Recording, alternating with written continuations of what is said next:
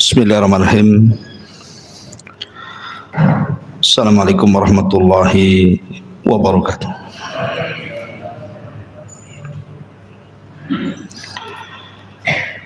Alhamdulillah wassalatu wassalamu ala Rasulillah wa ala alihi wa sahbihi wa mawalah wa la hawla wa la quwata illa billahi wa ba'd.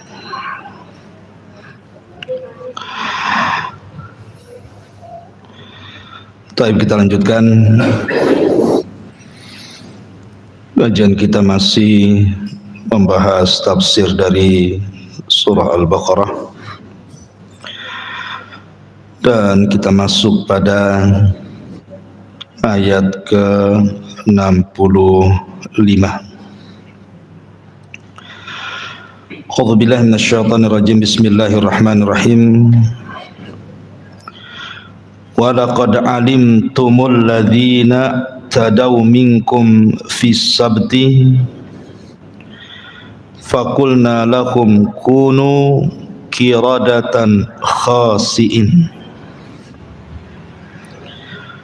faj'alnaha nakalan lima baina yadayha wa ma khalfaha wa mau'idatan lil muttaqin.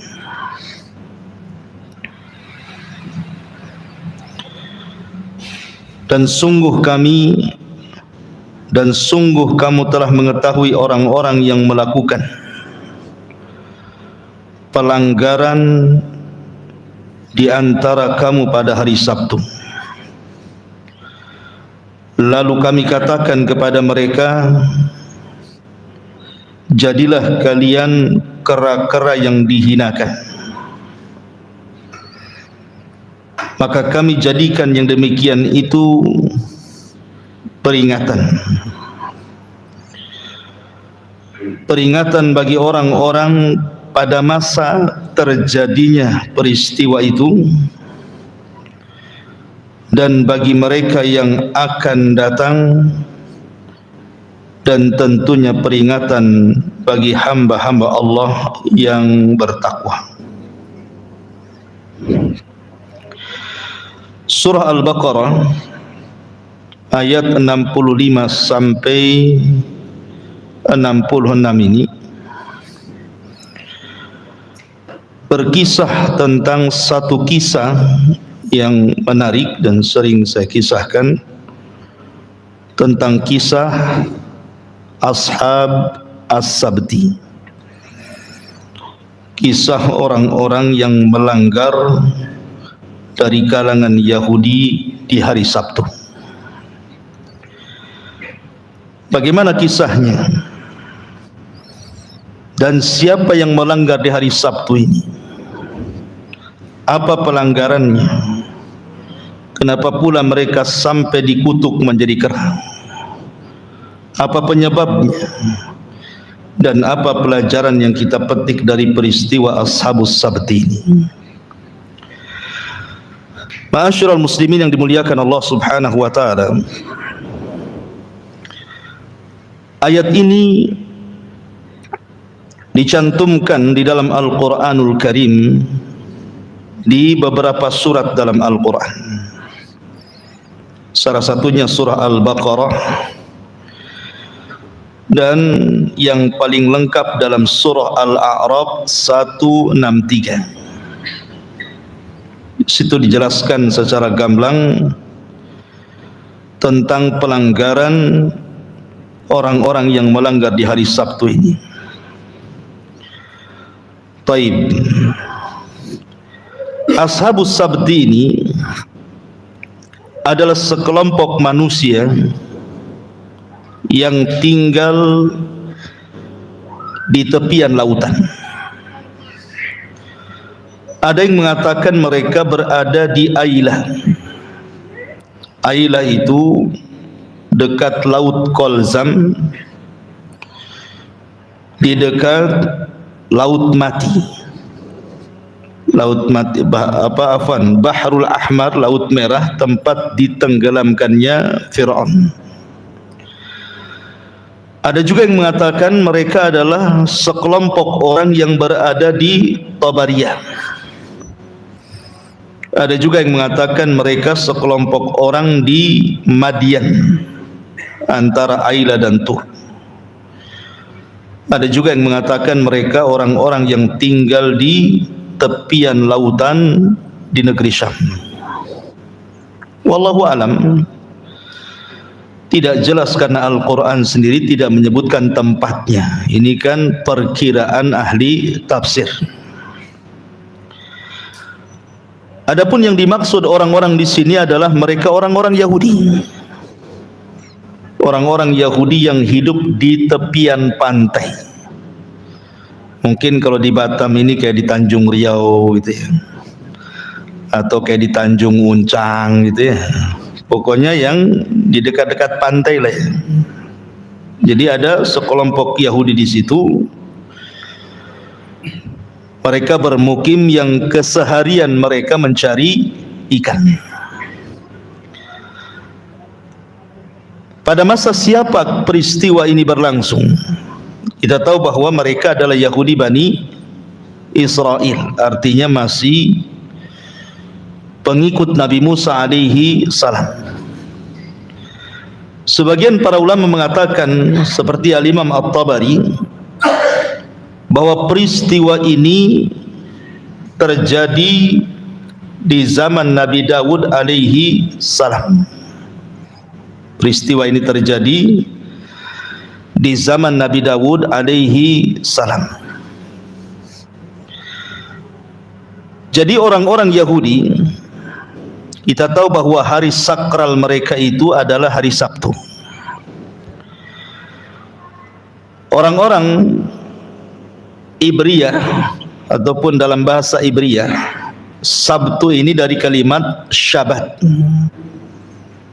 Syabat itu menurut bahasa Ibriyah itu artinya al-qat'u, seseorang terhenti. Terhenti dari apa? Qat'ul amal, terhenti dari aktivitas. Tidak boleh di hari Sabtu itu mereka melakukan aktivitas. Makanya diambil dari bahasa Ibriyah Syabat menjadi Sabat. Bahasa kitanya Sabtu. Lah karena mereka menjadikan hari Sabtu itu adalah hari ar-rahah, hari istirahat mereka, tidak boleh ada aktivitas. Makanya mereka sangat mengagungkan hari Sabtu. Apalagi itu adalah wasiat dari wasiat yang 10 yang diwasiatkan Nabi Musa alaihi salam. Mereka salah satunya harus mengagungkan hari Sabtu dan beribadah, fokus di hari Sabtu, tidak boleh ada aktivitas dunia. Sehingga bagi orang-orang Yahudi hari Sabtu itu hari istimewa bagi mereka. Sebagaimana Nasrani mengagungkan hari Ahad dan kita kaum muslimin mengagungkan hari Jumat. Tetapi hari Jumat itu hari pilihan Allah, bukan kita yang memilih. Berbeda dengan orang-orang Yahudi yang ditawari hari Jumat, mereka mengambil hari Sabtu. Orang Nasrani ditawari hari Jumat malah mengambil hari Ahad. Maka Islam ketika ditawari hari Jumat, sami'na wa ata'na, karena itu pemberian Allah subhanahu wa ta'ala, sehingga Jumat menjadi hari sakral bagi kaum muslimin. Nah, hari Sabtu ini adalah hari yang sangat istimewa bagi orang-orang Yahudi, sehingga mereka dilarang tidak boleh melakukan aktivitas dunia. Jadi ada satu kisah di dalam surah Al-Baqarah yang kita akan kaji dan juga surah Al-A'raf ayat 163. Allah Subhanahu wa taala berfirman di sini, "Walaqad alimtumul ladzina i'tadaw minkum fi sabti." Dan sungguh kalian telah mengetahui orang-orang yang melakukan pelanggaran di antara kalian orang-orang Yahudi di hari Sabtu. Sebenarnya khitab ayat ini semakin jelas ketika kita membahas dalam surah Al-A'raf, di mana Nabi SAW ketika hijrah dari Mekah ke Madinah, kemudian orang-orang Yahudi banyak yang mengingkari kenabiannya setelah mereka tahu kebenaran, seperti Yahudi Bani Quraidah, Yahudi Bani Nadir, dan Yahudi Bani Qunaiqah. Maka Allah Subhanahu wa taala katakan kepada mereka dalam surah Al-A'raf itu, was'alhum ya Muhammad, tanya kepada mereka, tanya kepada orang-orang Yahudi Bani Nadir, tanya kepada orang-orang Yahudi Bani Quraidah, tanya kepada orang-orang Yahudi Bani Qunaiqah. Bertanya soal apa? Anil qaryatil lati kanat hadiratal bahri, tentang sebuah desa, sebuah daerah yang berada di tepian lautan. Tanya kepada mereka kisahnya itu. Bagaimana orang-orang Yahudi itu sejak dulu dari zaman ke zaman itu menorehkan sejarah hitam, suka melanggar perintah nabinya. Kemudian Allah mengatakan, idh ya'duna fis sabti id ta'tihim hitanuhum yawma sabtihim syurra'an wa yawma la yasbituna la ta'tihim. Jadi Allah Subhanahu wa taala uji mereka apabila datang di hari Sabtu, maka ikan-ikan itu dibahasakan dalam Al-Quran syurra'an. Syurra'an itu seperti jalan, saking banyaknya ikan itu, maka ikan itu berduyun-duyun seperti membuat jalan saking banyaknya, kemudian loncat-loncat seolah-olah melambai-lambai, kemarilah tangkaplah aku. Nah, jadi sementara orang-orang Yahudi tidak boleh nangkap ikan di hari Sabtu. Kalau mereka sampai melakukannya, ini pelanggaran berat, bisa datang azab kepada mereka, karena mereka sudah melakukan perjanjian sebelumnya. Tidak boleh ada yang melanggar di hari Sabtu. Ma'asyiral muslimin yang dimuliakan Allah Subhanahu wa taala. Tetapi namanya iblis, tentu iblis tidak akan tinggal diam, ikhwan. Sehingga iblis ini dalam menggoda manusia tentu tidak langsung ke pokok maksiat. Terkadang harus melewati marhalah demi marhalah, setapak demi setapak, setingkat demi setingkat. Dalam Al-Quran diistilahkan dengan khutuwat namanya. Allah Subhanahu wa taala mengatakan, wala tattabi'u syaitan wala tattabi'u khutuwatis syaitan innahu lakum aduwwum mubin. Janganlah kalian mengikuti setapak demi setapak langkah-langkah syaitan, karena syaitan itu musuh kalian yang nyata. Jadi setan itu ketika menggoda manusia, maka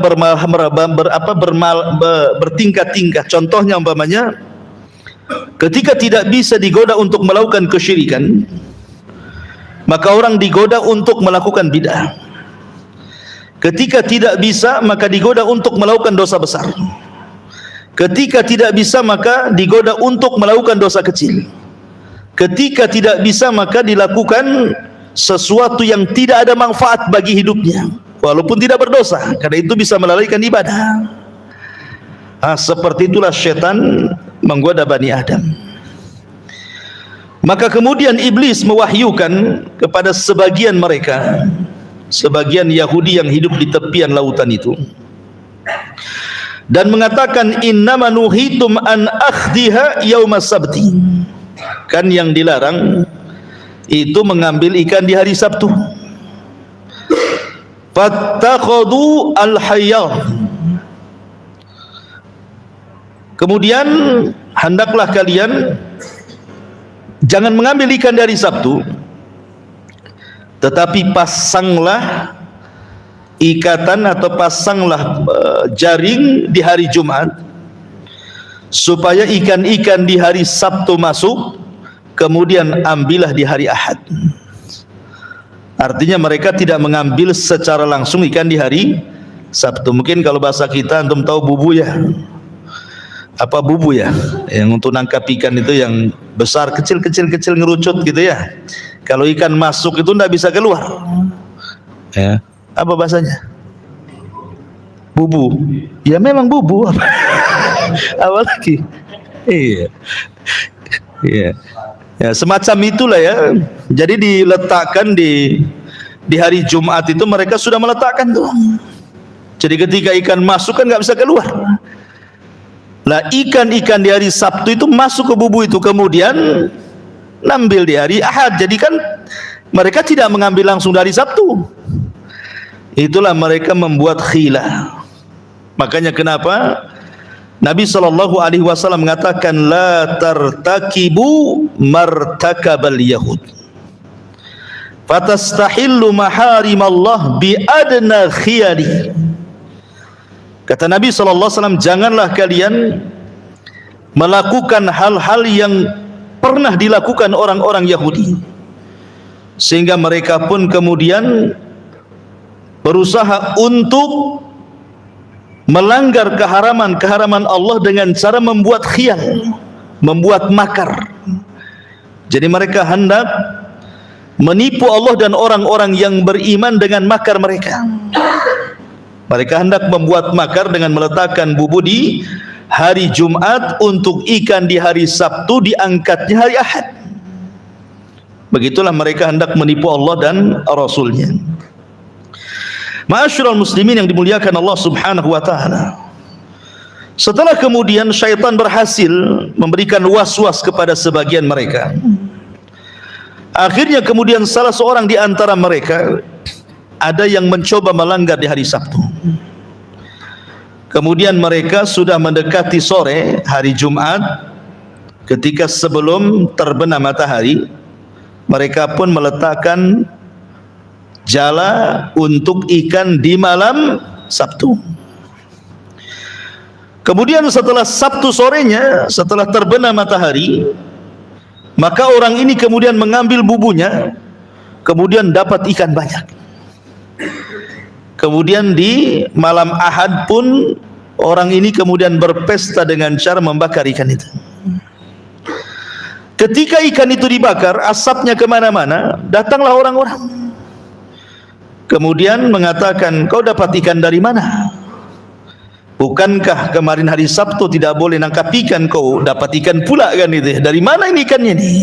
Ikan segar ini. Kemudian dia bercerita seperti itu. Aku tidak mengambil ikan dari Sabtu.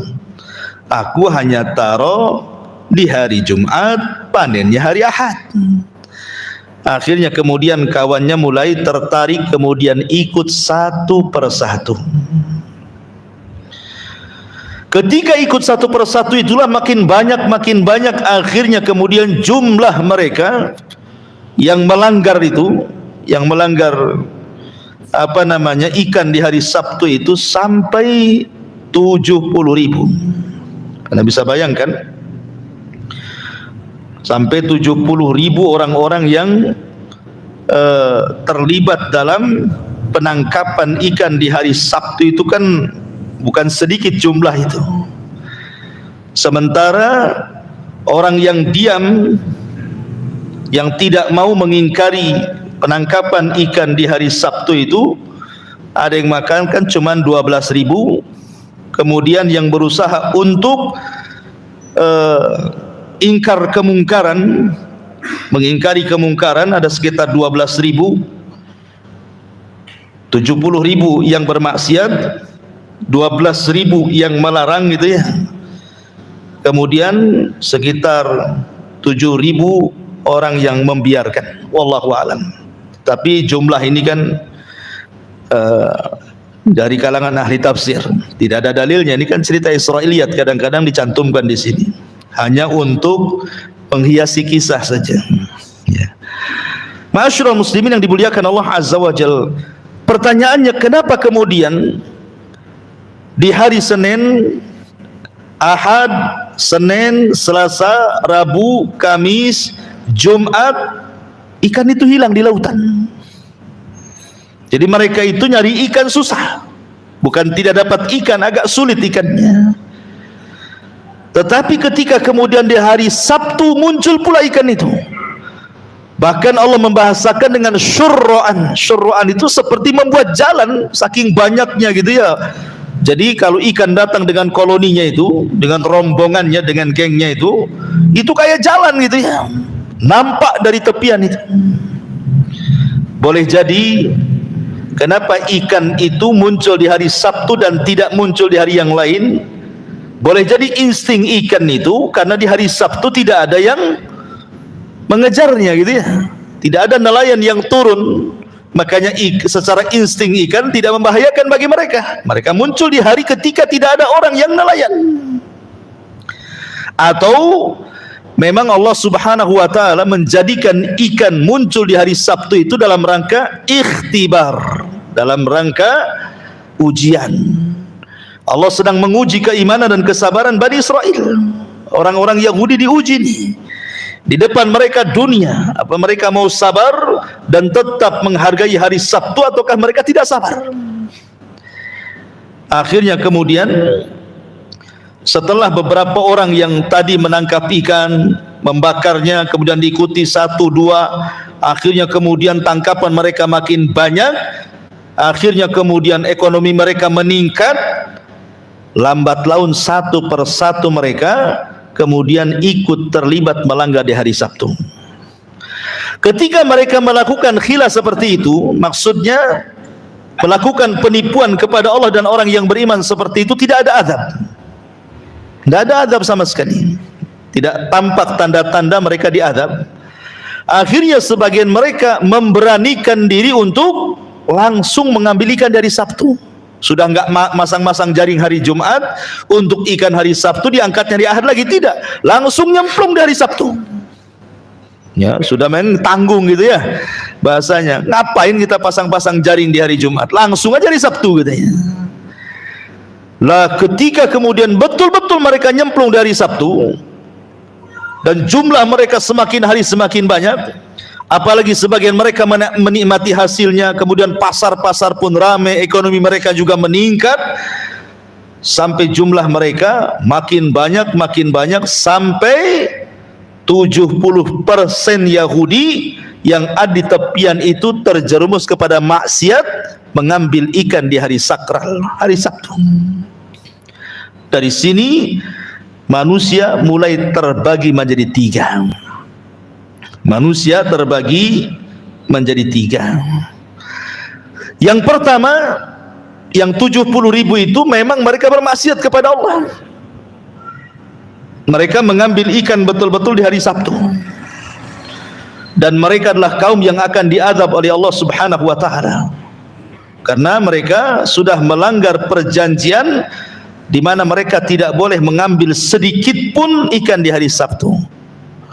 Karena mereka sudah melanggar hari suci bagi orang-orang Yahudi. Kemudian kelompok yang kedua betul-betul melarang mereka dengan sangat-sangat keras, dan mereka betul-betul mengancam, awas saja akan turun azab kepada kalian kalau tetap kalian seperti itu. Dan itu jumlahnya sekitar 12.000 orang, 12.000 orang melawan 70.000. Kemudian ada juga orang-orang yang mereka membiarkan tidak melarang orang yang mengambil ikan di hari Sabtu, tetapi juga salahnya orang ini menyalahkan orang yang melarang. Sekitar 7.000-an itu orang-orang ini justru melarang orang yang melarang dan mengatakan, sudahlah ngapain kalian larang-larang, biarkan saja mereka itu kaum yang diazab katanya. Sibuk kali kalian, kepo kalian, udah nggak usah, biarin saja katanya. Jadi manusia terbagi menjadi 3. Kelompok yang pertama yang mengambil ikan di hari Sabtu. Kelompok yang kedua yang melarang mengambil ikan di hari Sabtu. Kelompok yang ketiga melarang orang yang melarang mengambil ikan di hari Sabtu. Dan subhanallah ikhwan, rupanya kalau kita praktekkan di masyarakat itu kurang lebih orang itu seperti ini. Coba perhatikan di masyarakat kita kan, ada pelaku maksiat, ya kan? Di masyarakat kan banyak pelaku maksiat. Ada orang-orang yang tidak suka maksiat. Namanya tetangga minum khamar, main musik kencang-kencang, ya, pacaran, berzina, naudzubillah, mabok di situ. Ada yang tidak suka, melapor dia ke RT. Pak RT tolonglah itu orang itu, aduh ganggu sekali tetangga itu. Ada yang satu, dah biarin saja, daripada bertengkar kalian biarin sajalah katanya. Kan ada seperti ya. Nah, daripada bertengkar katanya, daripada rame di sini, dah biarin saja tuh. Nah, terkadang yang seperti ini keluarga tuh, ya, istrinya geram, suaminya pula yang kayak gitu. Sudah nggak usah kepo kamu, biarin aja. Nah, kan? Coba bayangkan ya, suami istri pula lain madhab. Gitu. Ya. Jadi ma'asyiral muslimin yang dimuliakan Allah Azza wa Jalla, jadi manusia itu memang seperti itu. Ada yang bermaksiat, ada yang kemudian melarang orang bermaksiat, ada orang yang enggak setuju orang yang melarang bermaksiat walaupun dia tidak bermaksiat. Ya. Seperti di sini kisah Sabu Sabti ini. Jadi ada orang-orang yang terlibat mencari ikan dari Sabtu, dan mereka kaum yang akan diadab sebanyak 70.000. Ada orang-orang yang keras, ngapain kalian cari ikan dari Sabtu, ini hari sakral, adab turun kepada kalian.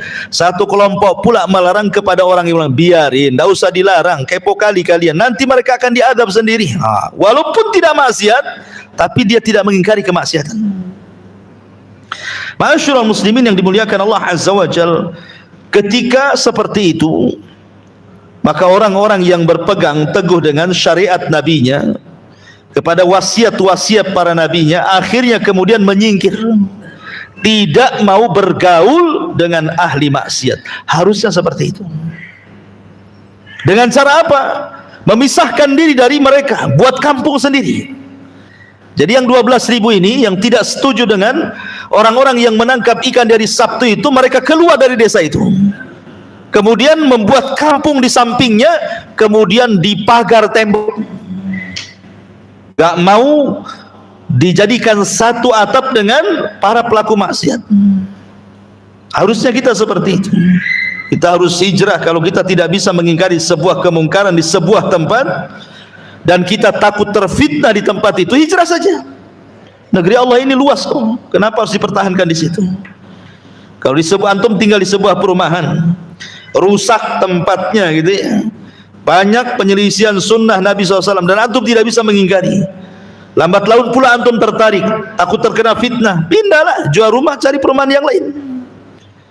Ya, walaupun memang secara pahala orang yang bersabar di tengah-tengah fitnah tentu lebih besar pahalanya kan.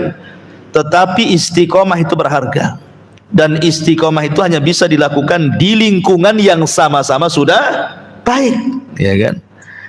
Antum nih ada perumahan, semua sudah ngaji, maka antum tidak perlu mempertahankan akidah, karena semua akidahnya sama kan. Paling antum istiqomah saja, bawa anak istri antum supaya tetap seperti antum akidahnya kan. Tapi kalau antum di perumahan yang hanya antum saja menegakkan kebenaran, yang lain menegakkan kebatilan, akan sulit. Walaupun mungkin pahalanya lebih besar kan itu kan, tapi kalau tidak kuat-kuat akidah, boleh jadi antum terseret di situ. Makanya kemudian As-Sabu Sabti ini memisahkan diri namu, dibuatnya tembok tinggi-tinggi dia, berlepas diri dari para pelaku maksiat, penangkap ikan di hari Sabtu ini. Ma'asyiral muslimin yang dimuliakan Allah Subhanahu wa taala, setelah kemudian terpisahkan mana orang-orang yang beriman, mana orang-orang yang kufur, orang-orang yang melarang, kepada orang yang melarang mengambil ikan di hari Sabtu, mereka tetap tinggal di situ bersama orang-orang penangkap ikan di hari Sabtu itu. Mereka tidak ikut maksiat, tapi mereka tinggal di situ. Sehingga di sini ada dua kubu gitu ya. Ada kubu yang memang betul-betul melarang kemungkaran, menegakkan kebenaran, mereka sebelah sini di tembok, gitu ya. Yang sebelah sininya para penangkap ikan dari Sabtu dan orang-orang yang membiarkan. Ma'asyiral muslimin yang dimuliakan Allah Azza wa Jalla, mereka sudah diperingatkan bahwa mereka akan diberikan azab oleh Allah Subhanahu wa taala jika melakukan setiap pelanggaran yang diwasiatkan kepada mereka. Ingat perjanjian zaman Bani Israel sebelumnya ketika hendak ditimpakan di atas kepala mereka bukit Tur kan. Apa kata Nabi Musa? Khudu bikuah, ambil dengan betul-betul Taurat ini, kalau tidak Allah akan azab kalian. Jadi sebelumnya mereka itu sudah terikat janji itu dengan Taurat. Tapi memang Bani Israel itu sudah tidak takut dengan Allah sebagian mereka. Ya tidak semua, sebagian mereka juga beriman gitu ya. Tapi kebanyakan mereka dekil dan suka melanggar syariat Allah Subhanahu wa taala. Nah, sebab itulah ketika lama masa pun berlalu, zaman pun berlalu, tiba-tiba azab Allah Subhanahu wa taala turun kepada mereka. Apa yang terjadi?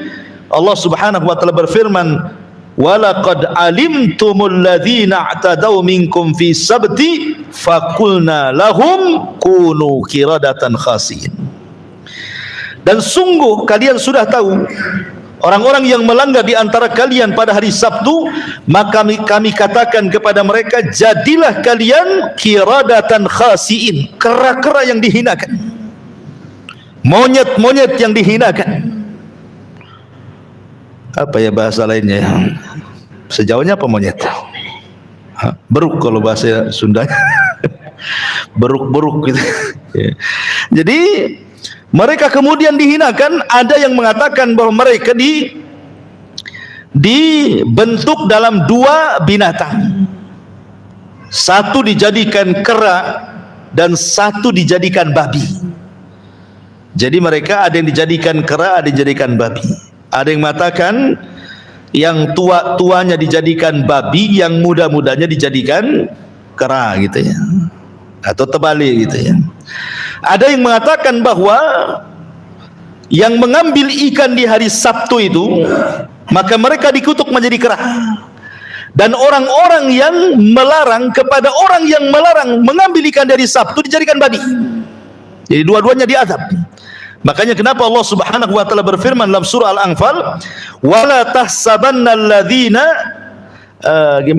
wala tahsabanna, bukan, wattaqu fitnatan la tusibanna alladzina zalamu minkum khassa. Takutlah kalian kepada fitnah, kalau sudah turun itu bukan hanya menimpa kepada orang-orang zalim saja, tetapi orang-orang baik yang membiarkan kezaliman pun kena imbasnya. Kalau kita diam, tidak mengingkari sebuah kemungkaran, hakikatnya kita sama dengan mereka. Ketika turun azab, bukan hanya mereka saja yang kena, yang diam pun ikut kena gitu maksudnya. Walaupun tidak melakukan kemungkaran, seperti kasusnya di sini. Ya. Orang-orang yang melanggar hari Sabtu sudah jelas mereka jadi kera gitu ya. Lah orang-orang yang kemudian tidak mengambil ikan, tetapi melarang kepada orang yang melarang mengambil ikan di hari Sabtu, dan mengatakan biarkan sajalah mereka kaum diazab, justru mereka yang diazab. Dari sini kita tidak boleh diam dari kemungkaran. Kita harus bersuara dari kemungkaran, bukan hanya pandai mengajak manusia kepada kebaikan, cegah juga kemungkarannya. Karena kalau mengajak manusia kepada kebaikan, senang saja, nggak akan dibenci orang. Biasanya orang itu kalau mulai dibenci itu kalau sudah mengingkari sebuah kemungkaran. Kalau sudah akidah menyimpang kemudian diluruskan, sunnah menyimpang diluruskan, baru orang itu emosi itu. Tapi kalau ngajak kayak sholat, senang aja orang ya. Makanya kenapa agak berat kita al-amru bil ma'ruf wan nahyu anil munkar ini. Tetapi faedah biasa, bisa mencegah azab turun. Jadi ketika Allah Subhanahu wa taala kemudian kutuk mereka, ada yang menjadi kera, ada yang menjadi babi ini, tiba-tiba senyap, tidak ada suara orang. Biasanya di pasar itu rame gitu ya, tawar-tawaran, cekakak-cekikik, macam-macam ya. Jadi orang-orang di balik tembok, orang-orang yang beriman ini pusing nih. Kok nggak ada orang ya? Biasa rame, kenapa ya gitu ya? Senyap dari pagi sampai sore, besoknya lagi senyap. Ini orang-orang pada kemana ini? Karena mereka kan di balik tembok, masalahnya kan nggak tahu gitu orang-orang yang beriman tuh. Akhirnya kemudian mereka penasaran. Cobalah kemudian dilihat, kenapa kok sepi di balik tembok, biasanya orang rame, ketawa-ketawa. Ketika kemudian satu orang disuruh mengintip di balik gerbang, rupanya memang tidak ada orang sama sekali. Satu manusia pun tak ada. Akhirnya orang-orang yang beriman berkumpul semua, ada apa ini? Kemana manusia ini? Manusia sebanyak itu 70.000 kok nggak ada gitu ya. Akhirnya kemudian mereka pun mulai memberanikan untuk membuka gerbang yang dari dulu mereka tidak mau buka gerbang karena mereka tidak terkena azab masalahnya. Tapi karena ini mencurigakan, ini kok nggak ada suara ini, maka kemudian dibukalah gerbang itu. Ketika dibuka gerbang memang nggak ada orang, sama sekali nggak ada orang. Di rumah-rumah mereka lautan kosong, nggak ada orang sama sekali. Tetapi mereka melihat di situ banyak kera-kera dan babi-babi yang nempel di tembok, dinding-dinding yang memisahkan antara mereka dengan orang-orang yang bermaksiat itu. Kera-kera dan babi-babi ini mengenali mana saudara, mana kerabatnya yang beriman gitu ya. Tetapi orang-orang yang beriman sudah enggak mengenali lagi mana si fulan, mana si alan gitu, enggak tahu lagi ya. Akhirnya kemudian mereka baru sadar bahwa mereka sedang diazab dan dikutuk Allah Subhanahu wa taala. Ada yang mengatakan bahwa selang 3 hari setelahnya, setelah kutukan itu, mereka hanya hidup 3 hari saja. Akhirnya mereka pun dibinasakan oleh Allah Subhanahu wa taala. Terjadi silang pendapat, apakah kalimat kunu qiradatan khasiin, jadilah kalian kera-kera dan monyet-monyet yang dihinakan itu, apakah memang sebuah hakiki, betul-betul hakikatnya mereka dirubah dari manusia menjadi kera gitu ya, ataukah hanya karakternya saja yang dirubah itu? Sebagian para ulama mengatakan bahwa al-mashu itu adalah tamtsili saja, dia bukan hakikat, tidak, tetap jasadnya manusia. Sebagaimana seorang ahli tafsir namanya Mujahid, ma'ruf Imam Mujahid, ahli tafsir Mujahid ibn Jabr ya, mengatakan bahwa annal masha lam yakun hakikiyan walam yatahaqqaq al-mashu jasmani, bahwa perubahan di dalam Al-Quran mereka jadi kera itu bukan secara hakikat, tetapi hanya sekedar maknanya saja. Karakter mereka jadi kera, seperti tidak berakal, hilang akalnya, seperti binatang ya, seperti binatang.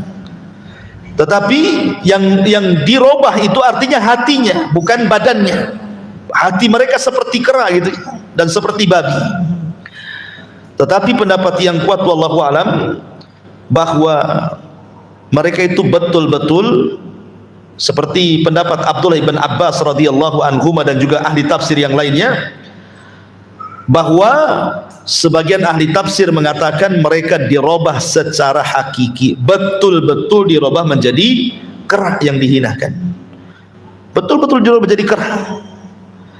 Kemudian hanya lewat 3 hari kemudian mereka pun mati.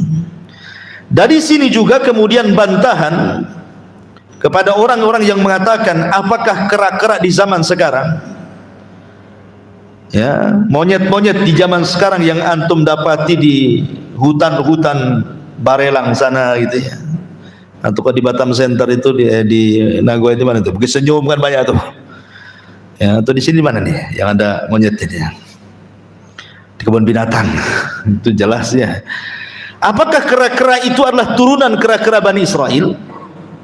Artinya kera-kera yang dikutuk oleh Allah, orang-orang yang dikutuk jadi kera itu akhirnya mereka pun tanasul, nikah kemudian punya anak, akhirnya keturunannya menjadi kera-kera hari ini gitu ya. Ataukah terputus bahwa kera hari ini bukan kera yang ada di zaman Bani Israel? Maka para ulama menjawab bahwa kera di zaman Bani Israel, kera kutukan itu, mereka tidak sampai hidup lebih dari 3 hari. Artinya kalau tidak hidup lebih dari 3 hari mereka tidak tanasul, mereka tidak berkembang biak, artinya berhenti sampai di situ ya. Adapun kera-kera di zaman sekarang bukan kera-kera Yahudi ya, bukan turunan Yahudi gitu ya. Nah, kalau turunan Yahudi jewer aja lah kera Dasar Yahudi gitu. Dia. Jadi itu ya kera-kera lain, bukan kera-kera yang ada di zaman Yahudi. Dan ini juga mematahkan teori Darwin gitu ya.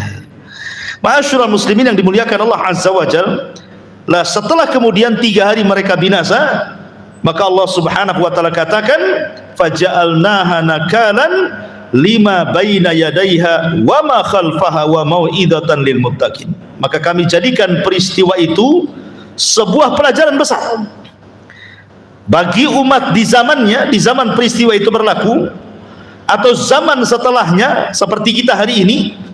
Dan ini juga menjadi ibrah, pelajaran besar bagi orang-orang yang bertakwa, bahwa setiap pelanggaran terhadap hukum-hukum Allah Subhanahu wa taala lambat laun pasti akan datang azab yang pernah Allah Subhanahu wa taala azab sebelumnya kaum-kaum sebelum kita. Pertanyaannya, mungkinkah di zaman setelah diutusnya Rasul akan terjadi lagi al-mashu, di mana Allah Subhanahu wa taala merubah sebagai azab manusia menjadi kera seperti yang terjadi di zaman Bani Israel, di mana Allah mengutuk orang jadi kera betulan? Apa mungkin terjadi kepada umat Islam? Sebagian para ulama mengatakan bahwa kalau itu maksudnya dalam skala besar, ini kan skala besar ya, skala kampung gitu ya, 70.000 orang jadi kera gitu ya, maka itu tidak mungkin terjadi. Tetapi kalau skala afrod, individu-individu, bisa saja terjadi. Ya, bisa saja terjadi kalau itu diarahkan kepada individu-individu. Tapi kalau skala besar, kampung, daerah, nggak mungkin terjadi. Tapi kalau skala individu, mungkin, tidak mustahil. Saya teringat kisah Al-Imam Ibnu Hazm rahimahullahu ta'ala. Ketika di zamannya ada orang yang tidak yakin dengan hadis Nabi SAW, barang siapa yang mengangkat kepalanya sebelum imam dalam sujud atau ruku, maka dikhawatirkan kepalanya akan dirubah dengan kepala keledai. Dan itu riwayat itu.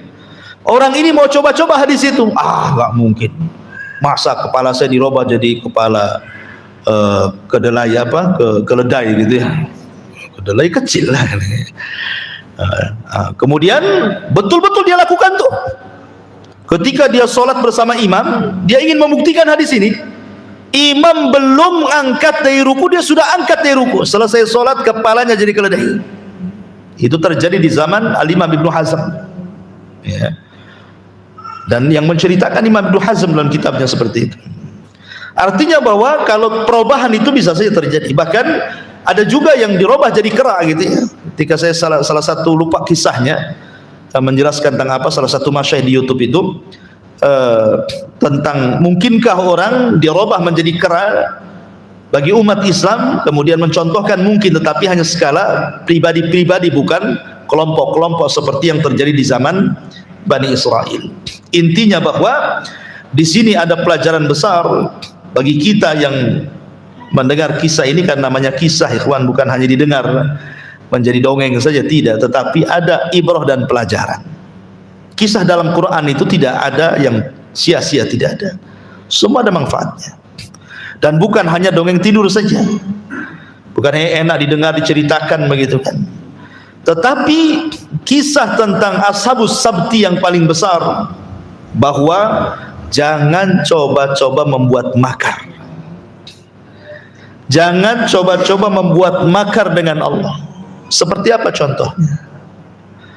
Orang bercerai, talak 3, at-talaqu marratan, talak itu 2 kali. Berarti kalau sudah 3 kali tidak bisa rujuk. Kemudian orang hendak menipu Allah dengan cara apa? Ketika setelah talak 3 kan harus menikah dengan orang, dibayarnya orang. Nikah kau dengan istriku, bayar, nikah sinetron. Tapi semalam saja, besoknya kau ceraikan, biar istri itu bisa balik lagi kan gitu ya.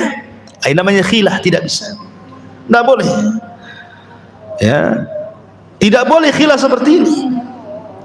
Atau umpamanya antum berserikat, antum punya usaha kambing di Tamiang sana, punya usaha kambing. Kita tahu bahwa kambing antum punya 2, jumlahnya 70 ekor. Kalau dibagi 2 berarti 30 kan? 35 ekor. Ketika dijadikan satu, sudah harus keluar zakat. Karena kambing itu 40 ekor keluar satu kambing kan? Setiap 40 ekor kambing keluar satu kambing zakatnya kan? Biar tidak keluar zakat, kita pisahkan saja. Ambil kambingmu 35, ambil kambing saya 35. Kan enggak keluar zakat kan gitu ya. Nah, antum membuat khilah namanya, menipu Allah dan orang-orang yang beriman. Lah, makar-makar seperti ini jangan dilakukan. Dan banyak sekali kalau saya jelaskan tentang makar-makar sebagian kaum muslimin terhadap orang-orang yang beriman, bahkan Allah sendiri mereka membuat makar. Padahal Allah mengatakan wa makaru makran wa makarna makran wallahu khairul makirin. Mereka hendak membuat makar, Allah pun membuat makar, dan sebaik-baik makarlah makar Allah subhanahu wa ta'ala. Subhanaka bihamdika asyhadu an la ilaha illa anta astaghfiruka wa atubu ilaik. Allah ta'ala. Assalamualaikum warahmatullahi wabarakatuh.